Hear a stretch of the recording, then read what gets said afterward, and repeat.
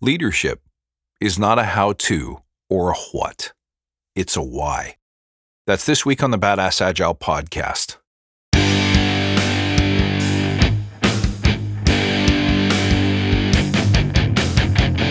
Greetings, team. Welcome to the Badass Agile podcast. I'm your host, Chris Williams.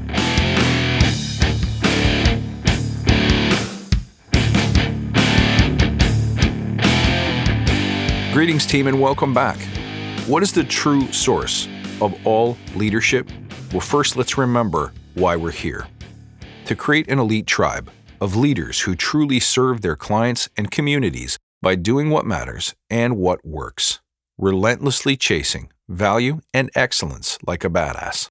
There are so many resources about what you need to do to be agile, but we're focused on who you need to become in order to lead teams. So let's hammer down those fundamentals to create a unique and powerful force in this industry. And if this helps you, tell your friends. In my time, I've seen a lot of books, videos, webinars, seminars, courses, and podcasts on the practice of leadership. And ultimately, these are all focused on providing value by telling you how to speak, what to say, how to act, how to dress. And what I've been finding in my practice is that when people want to learn more about how to lead, how to become someone that others would want to follow, those are the questions that they ask. What are the steps that I need to do? What are the scripts that I have to run? So when you approach it that way, the difficulty is that it's really easy to get overwhelmed with the wealth of information because much of what's out there is either completely repetitive and repackaged, or completely contradictory. Now, there's a good reason for why it's repetitive and repackaged, because the things that work are the things that have always worked. The fundamentals simply don't change. The reason why there's so much conflicting information is because what works for one person simply doesn't work for another. It's really difficult to write out a script or give precise instructions on how to become a leader because different people are exactly that, different. The best way to become a great leader is actually really simple. Trust your internal source. Well, let me explain that. First, accept that only you can lead the way you do. So your style will work very well for some people and not at all for others.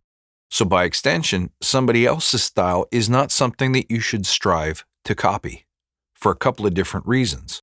One, it's disingenuous. You don't own their source of leadership. You don't own their values. You don't own their passion. You don't own their empathy. You don't own their background.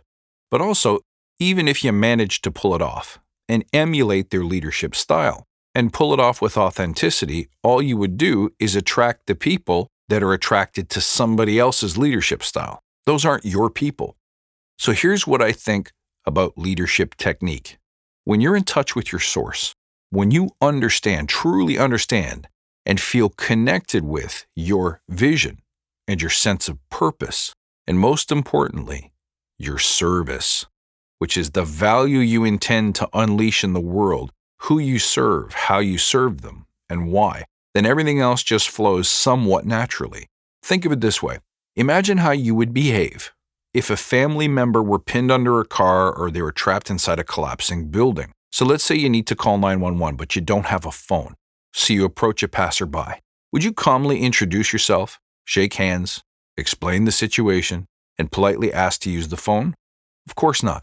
You'd probably speak in short, loud sentences that plainly expressed the dire urgency of your situation and the critical need to borrow that phone. You don't need a script. There is nothing I need to teach you about how to impart urgency. The nature of the situation, what you value, and the importance and significance of the outcome to you automatically drive the right words, the right tone of voice, the right body language, everything you need. This is a great example of how the nature of the communication drives the right communication itself. There is no conscious effort put into word selection or phrasing. You simply know what to say and how to say it. You don't have to pull out a handbook on influence. You are simply going to make a case with every atom of your body to get what you need, because somebody's life depends on it. So likewise, when it comes to motivating your team to do their best work, to ensure deadlines are met, or to help individual team members improve, whatever it is you're trying to influence or lead others to, if you understand the value that you want to add to the world, who you're serving and why, then the words that you choose largely don't matter. But if, on the other hand, you put the cart before the horse and try to memorize all the different words that you could or should use in this situation, and try to figure out on the fly what word choices are likely to be the most effective on this particular person, with this particular background, and this particular emotional composition, you're going to spend all that time in your head thinking about the right thing to say, instead of making authentic connections, listening so that you can provide authentic value. So it's way more important to focus on developing yourself as a leader by understanding that purpose, value, and service, and then developing the ability to be emotionally self-aware and then emotionally sensitive to others and their needs and their sense of value than it is to memorize scripts or memorize influence techniques, period. Now, if it hasn't occurred to you, this kind of development takes a really long time. It is not something that you can switch on or off overnight. You'll spend years learning to become proficient in this area.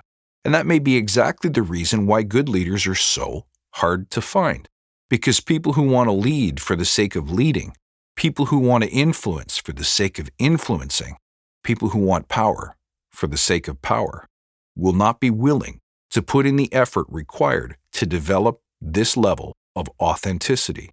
And those are exactly the people that we want to encourage to quit the game.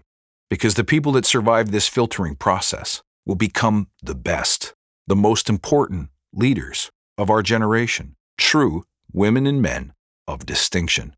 If you want some more inspiration to help stay sharp and reinforce the badass Agile mindset and practices, then stop in every weekday and grab the latest iteration of my new book. You can go to badassagile.com and subscribe to get the coming week's pages right in your inbox, or check it out at medium.com. Just search for the working title, Field Notes for the Agile Leader. Folks, thank you for listening. You can reach out at badassagile.com and find me on Twitter at badass_agile. I'll see you next time, and until then, stay badass.